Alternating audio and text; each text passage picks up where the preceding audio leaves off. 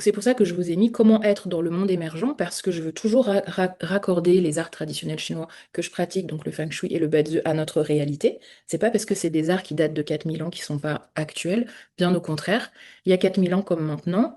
euh, la condition humaine traverse les mêmes affres et a besoin d'outils pour pouvoir avancer dans son incarnation le mieux possible. Et là, on est clairement dans une période, il n'y a pas besoin de moi pour le voir et le savoir, qui collectivement est extrêmement tendue, avec des enjeux qui sont très importants, qui nous dépassent. Euh, et donc, c'est ça que je vous disais en début de cercle. Euh, L'intention de ce cercle, c'est justement de dépasser l'hypnose collective dans laquelle on peut être avec tous ces phénomènes à échelle mondiale,